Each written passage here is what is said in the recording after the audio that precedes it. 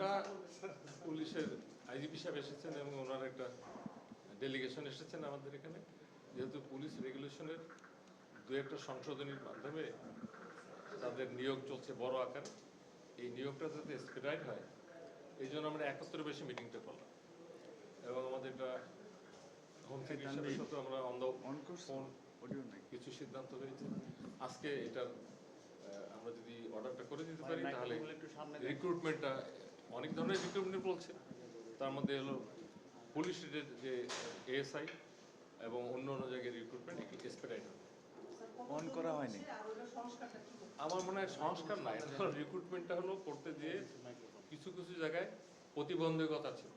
এই প্রতিবন্ধকতাগুলো আমরা আইজিপি সাহেব আপনি একটু বললে মানে ভালো হয়, যেহেতু ইয়োর ম্যাটার আমি বলবো না, এটা শেষ আপনি আজকে আমরা যে বিষয়টা আগে শুনে একটু মাঝখানে আসতে হবে।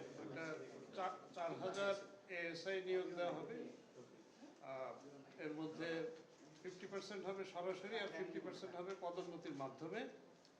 তো সেই প্রক্রিয়ায় আমরা জনপ্রশাসন মন্ত্রণালয়ে আজকে এসেছিলাম, ওই বিধিটা যেটা তৈরি হচ্ছে ওইখানে মাইনর কিছু সংশোধনীয় দরকার ছিল, তো আমরা সেটা করে দিচ্ছেন, যার জন্য আমাদের এই রিক্রুটমেন্টের পথটা একটু সুগম হলো আর কি।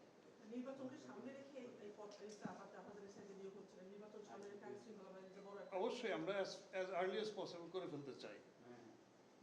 জি জি জি জি অনেক জি প্রধান উপদেষ্টা বেশ কিছুদিন আগে আপনারা জানেন বেশ কিছু ফোর্সের স্যাংশন উনি নীতিগতভাবে সম্মত হয়েছেন, সেইগুলাই আমরা আসলে ওয়ার্কআউট করতেছি। এখন কি নিয়মটা আছে আর আপনারা এখন আমাদের আইজিপি সাহেব যেটা বললেন এটা রেগুলার সময় এগুলো এখন তড়িঘড়ি করে না, যেহেতু নির্বাচন সামনে এবং আমাদের মাননীয় প্রধান উপদেষ্টা নির্দেশনা দিয়েছেন, সেই আলোকে আমাদের অর্থ মন্ত্রণালয়, লেজিসলেটিভ এবং জনপ্রশাসন সংশ্লিষ্ট স্বরাষ্ট্র মন্ত্রণালয়ের মাধ্যমে মিটিং করে আমরা এই পদগুলোকে সৃজন করেছি। এটা অলরেডি ডান। এখন এই পদের রিক্রুটমেন্টের কিছু বিধিমালা প্রচলিত ছিল, দু এক জায়গায় সংশোধন হয়েছে। এখন এই সামনে নির্বাচনের মধ্যে মাঠে প্রথম যে বাহিনীটা থাকে সেটা হলো পুলিশ, আনসার বাহিনী থাকে। এখন তো আমাদের আনসারের অনেকগুলো শ্রেণী বিভাগে হয়েছে, কমান্ডার আছে। এখন এই কাজগুলো যাতে এক্সপেডাইট করা যায় এই জন্য লেখালেখি না করে এক বসাতেই যাতে হয়, সেই কারণে আজকে আমরা বসেছিলাম। এটা তো আমরা মনে হয় 4000-এর উপরে আমরা এটা হলো অফিসার সিপাহী পদে যখন যেটা দরকার সেইভাবেই তারা পুলিশ বাহিনী রিকুইজিশন দিচ্ছে এবং তাদের ট্রেনিং এর একটা ক্যাপাসিটি আছে। পুলিশ তো শুধু নিয়োগ করলেই হবে না, পুলিশের ট্রেনিং যেমন রাউন্ড দি ক্লক আমাদের অফিসারদের ট্রেনিং হচ্ছে, আর পুলিশের কিছু রিজনাল ট্রেনিং ইনস্টিটিউট আছে লাইক রংপুর, আরো কয়েকটা জায়গায় বড় বড় ট্রেনিং ইনস্টিটিউট, সেই সমস্ত জায়গায় 100% ট্রেনিং চলতেছে। একদিকে রিক্রুটমেন্ট, একদিকে ট্রেনিং। আপনারা জানেন পুলিশের সিপাহী এবং আরেকটু উপরের লেভেল পর্যন্ত এসপি সাহেবরাই রিক্রুট করে, প্রতি ডিস্ট্রিক্টে এটা গোয়িং অন চলতেছে। তাই এখানে এই পদগুলো যাতে ইফেক্টিভ, আমাদের যে শিডিউল ঘোষণা হওয়ার আগেই যাতে আমাদের এই বাহিনী প্রস্তুত হতে পারে, সেই কাজটাকে এক্সপেরিয়েন্ট করলাম।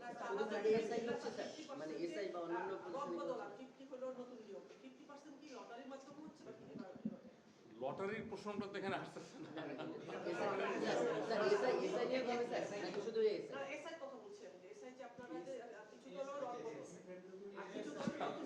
আচ্ছা শোনেন, আপনারা জানেন যে এএসপি রিক্রুট হয় বিসিএস পিএসসির মাধ্যমে, এরপরে বাকি পদগুলোই এটাকে এক কথায় আইনের ভাষায় যদি বলি পুলিশ হেডকোয়ার্টার, পুলিশ হেডকোয়ার্টারের আন্ডারে, মানে যদি ডেজিগনেশনটাকে স্পিল আউট করি আইজিপি পরে এবং মাঠ পর্যায়ে এসপি সাহেব পরে, এই দুইজন হলো রিক্রুটিং অথরিটি। আর পিএসসি তো হলো পুলিশের অফিসার নিয়োগ করে, সেটা তো রুটিন মোতাবেক চলতেছে। কিন্তু যেহেতু ইলেকশনে মাঠ পর্যায়ে অনেক বেশি সংখ্যক লাগবে, হোম মিনিস্ট্রির চাহিদা আছে, মাননীয় প্রধান উপদেষ্টার নির্দেশনা আছে, এবং যে কোনো পদ সৃষ্টিতে এবং নিয়োগ বিধিতে জনপ্রশাসন সম্পৃক্ত। এটার সাথে আপনি আগেও বলেছি যে লেজিসলেটিভ সম্পৃক্ত, আমাদের ক্যাবিনেট সম্পৃক্ত, হোম মিনিস্ট্রি সম্পৃক্ত, ফাইন্যান্স সম্পৃক্ত, এই কাজগুলো কিন্তু আমরা অলরেডি ডান। নির্বাচনকে সামনে রেখে ডিসি নিয়োগ হচ্ছে, রদবদল হচ্ছে, প্রশাসনের রদবদল হচ্ছে। ডিসি যে রদবদল কবে থেকে ডিসি নিয়োগ হচ্ছে ইউরোপে কবে থেকে হচ্ছে? একটু যদি kindly বলেন। আপনারা যে প্রশ্ন করলেন, কখনো কোনোদিন লটারির মধ্যে সিভিল সার্ভিসের পোস্টিং হয়নি, এখনো হচ্ছে না, হবে না।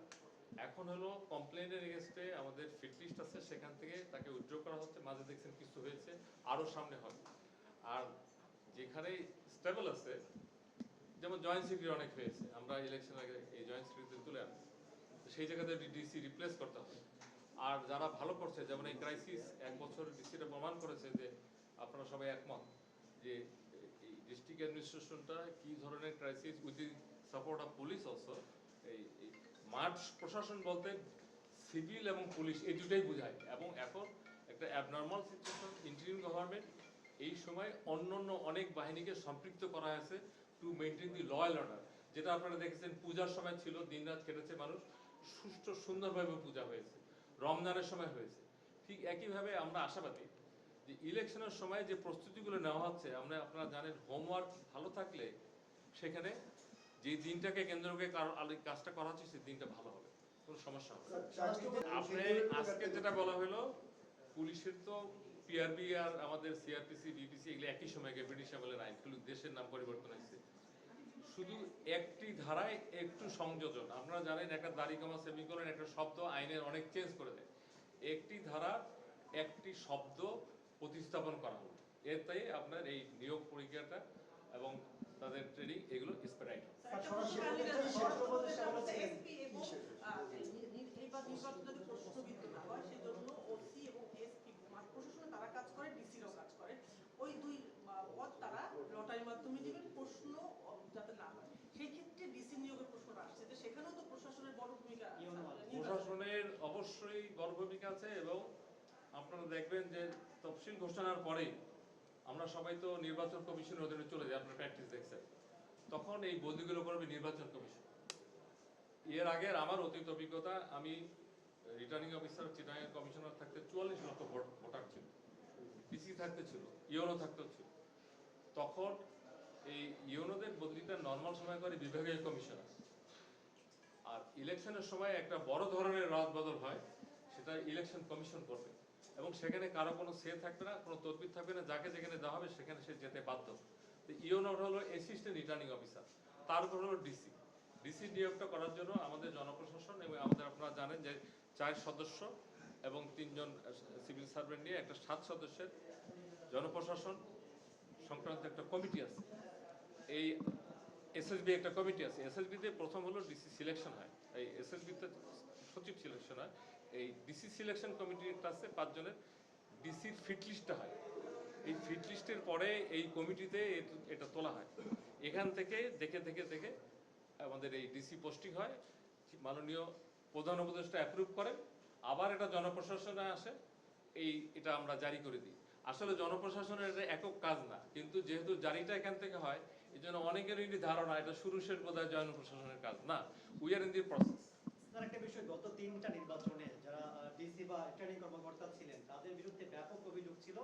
সামনে নির্বাচন আপনাদের জন্য কত চ্যালেঞ্জ এবং সেটা নিরপেক্ষ করবার জন্য আপনারা কি নির্দেশনা দিয়েছেন? আমরা এই চ্যালেঞ্জটাকে মেনে নিয়েই অনেক ধরনের স্ক্রুটিনি করে আগে যারা এগুলোর সাথে জড়িত ছিল অথবা প্রোঅ্যাক্টিভ ছিল, ওভার অ্যাক্টিভ ছিল, এদেরকে এই তালিকার মধ্যে এরা কেউ নাই এবং থাকবে না।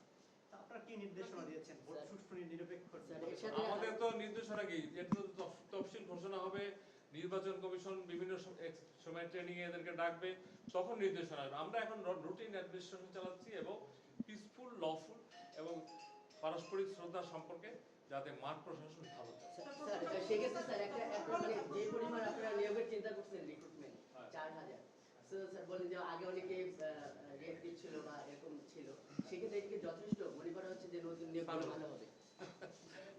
আমরা তো 8000 এসআই এর কথা বলেছিলাম, আপাতত আমরা 4000 এর বরাদ্দ পেয়ে স্যাংশন পেয়েছি, অনুমতি, সেটা প্রসেস করছি। এখন দেখা যাক সামনে আরো স্যার, কাইন্ডলি একটু সাইড সেটা হলো যে সুষ্ঠু নির্বাচন করার জন্য এবার ইন্টারিম গভর্নমেন্ট আপনারা কাজ করছে, সেক্ষেত্রে মাঠ পর্যায়ে প্রশাসনের যে বড় ভূমিকা, সেই প্রশাসনের ভূমিকা থেকে এবার আপনার কি নির্দেশনা, কি প্রস্তুতি? প্রথম কথা হলো, এবার কেউ মানে এতটুকু যদি এদিক ওদিক কারো পক্ষে অথবা কোনো দলের পক্ষে এতটুকু যদি কেউ কোনো মানে আমরা এখন পর্যন্ত জানি যে সেরকম নাই। যদি আমরা এরকম বুঝি, তাকে উইথড্র করা হবে এবং প্রচলিত আইনের আওতায় এনে তাদের বিরুদ্ধে প্রশাসনিক ব্যবস্থা নেওয়া হবে। এবং এই দুঃসাহস আমি মাঠ প্রশাসন বলতে যেটা বুঝি, বিভাগীয় কমিশনার, ডেপুটি কমিশনার, উপজেলা নির্বাহী অফিসার, এনারা হলে ইলেকশনের সাথে জড়িত। এসিলেন অ্যান্ড আদার অফিসার, তারা ল অ্যান্ড অর্ডার হয়ে ম্যাজিস্ট্রেট হিসেবে ওই সময় পুলিশের সাথে ডিউটি করে, আর্মির সাথে ডিউটি করে। এটা হলো ম্যাজিস্ট্রেসি ডিউটি। অতএব কোনো জায়গায় এবার আমরা মনে হয় আমাদের প্রধান উপদেষ্টা যেটা বলেছেন, গতকালকেও শক্তভাবে ওনার প্রেস সেক্রেটারি আমি দেখলাম যে ব্রিফ করেছে যে নির্বাচন নিয়ে কোনো সংশয় নেই এবং এখানে ল অ্যান্ড অর্ডার মেনটেন করতে কোনো দ্বিধাদ্বন্দ্ব নাই। এবং আমাদের যে 3টা ইলেকশনের অভিজ্ঞতা সিভিল সার্ভিসের, এখান থেকে তাদেরকে অত্যন্ত শক্ত বার্তা, এখনো আমরা সেইভাবে যারা ইলেকশনের রিটার্নিং অফিসার কারা হচ্ছে এটা পুরো নির্ধারিত হবে তফসিল ঘোষণার পর। ওই সময় সরাসরি যে নির্দেশনা যাবে এর বাইরে কোনো ডিসি আমরা কাজ করতে পারবে না, করবে না। এবং সকলেই দেশপ্রেমিক মানুষ, সকলেই চাই একটা মডেল, একটা আমরা কি বলবো গর্ববোধ করি এই ধরনের একটা নির্বাচন হোক। Thank you very much.